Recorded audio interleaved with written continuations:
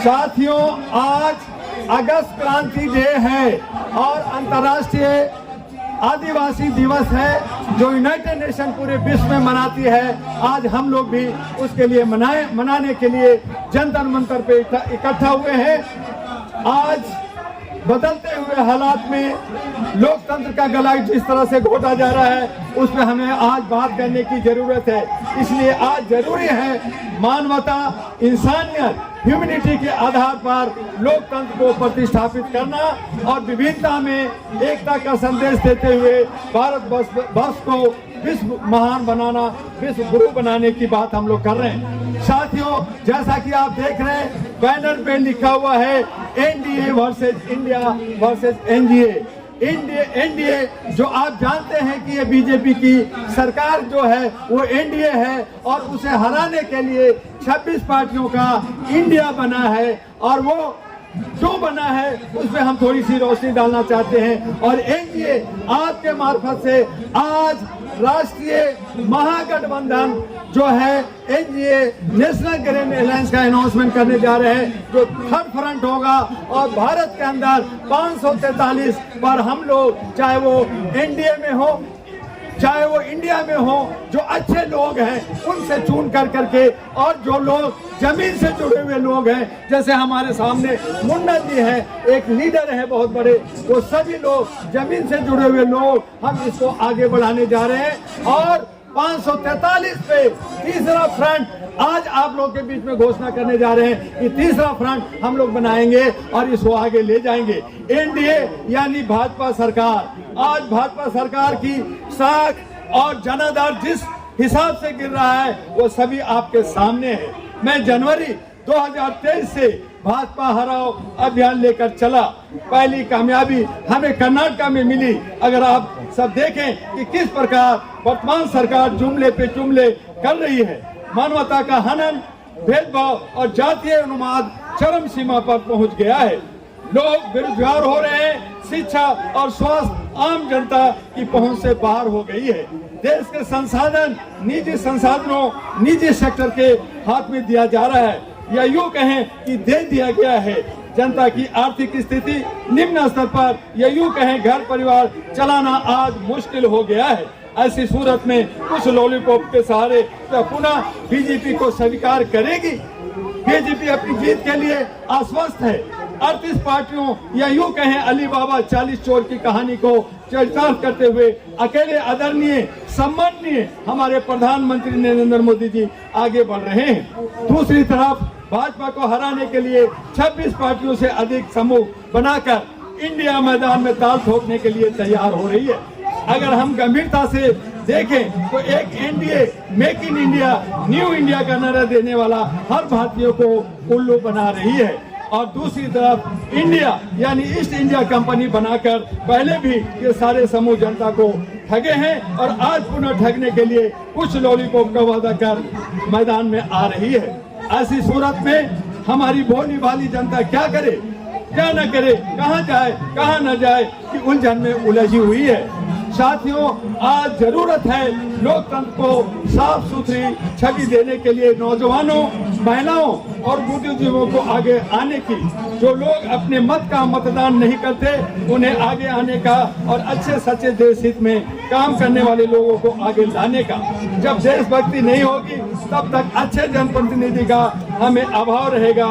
आइए बार बार गंभीरता के साथ सोचिए, आपस में सलाह मशवरा कीजिए, जैसा कि सुप्रीम कोर्ट और चुनाव आयोग भी चाहती है कि अच्छे सच्चे लोग लोकतंत्र का स्तंभ बने और भ्रष्टाचारी क्रिमिनल तत्व के लोगों के हाथों में सत्ता की चाबी नहीं हो। आज के कार्यक्रम का उद्देश्य लोकतंत्र को खत्म करने से कैसे बचाया जाए, व्यवस्था में परिवर्तन और पारदर्शिता कैसे लाई जाए और भारत के 140 करोड़ की जनसंख्या को एक सूत्र में यानी समानता के आधार पर मानवता, इंसानियत, ह्यूमैनिटी को साथ लेकर चलने वाले जनप्रतिनिधियों को चुनाव कैसे किया जाए।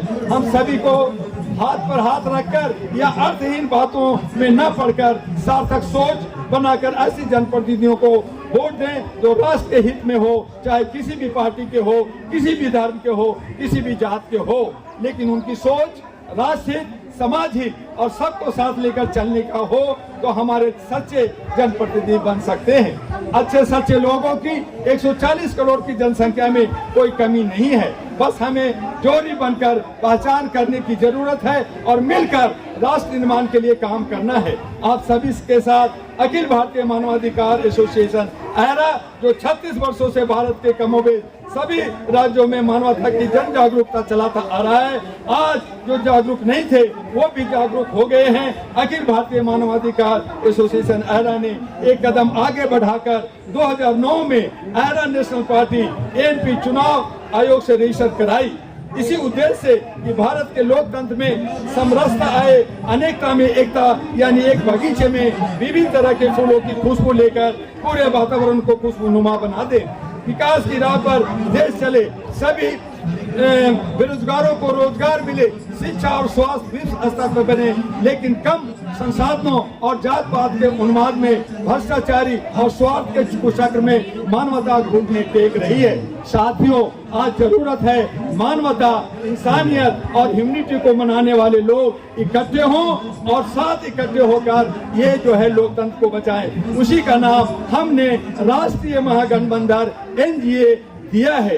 आज 219 पार्टियों का महागठबंधन जो पूरे भारत में फैली हुई है, जो जमीन से जुड़ी हुई है, हम उनको लेकर के आगे बढ़ रहे हैं। और सोशल मीडिया जो 200 से ज्यादा, हम उनके हक अधिकार के लिए, उनकी आवाज के लिए हम समूह बना करके और मुक्त दूरी ऐरा नेशनल पार्टी जो है, जो जनवरी से लड़ रही है, उसे हम लोकतंत्र बचाने के लिए, व्यवस्था परिवर्तन के लिए हम आगे आ रहे हैं, संघर्षशील है। आप हमें साथ दें, सत्ता में भागीदारी लें और भारत की समस्या को समूल नष्ट करने के लिए हम सब वचनबद्ध हो, तभी हम लोग चोर उचक्के को भगाएंगे। और मैं अंत में कहना चाहूंगा कि जो चोर लोग हैं, जो चौकीदार हैं, जो सेवक हैं, उनको जो है सड़कों पे आना चाहिए, उनको घर के बाहर होना चाहिए, ना कि पार्लियामेंट और घरों में और एसी में और कोठियों में बैठे रहे। आज जंतर मंतर पे लगातार मांगे लोग लेके आते हैं, लेकिन उनकी मांग सुनेगा कौन जब हमारे सारे के सारे चोर बैठे हैं।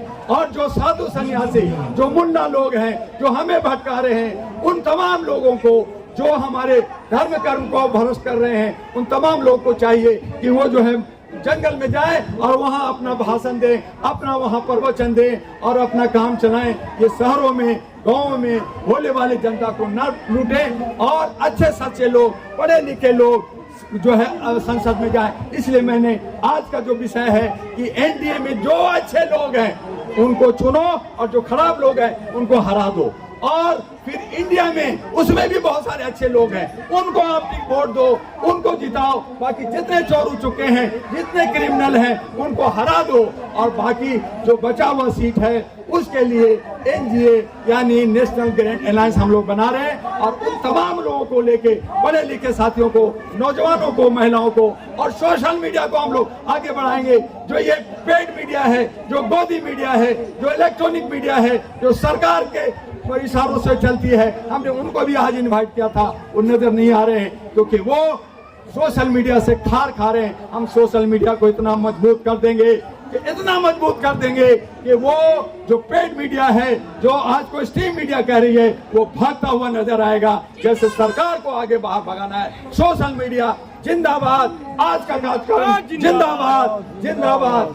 हम इसी बात शब्दों के साथ आज का वक्त खत्म कर रहे हैं।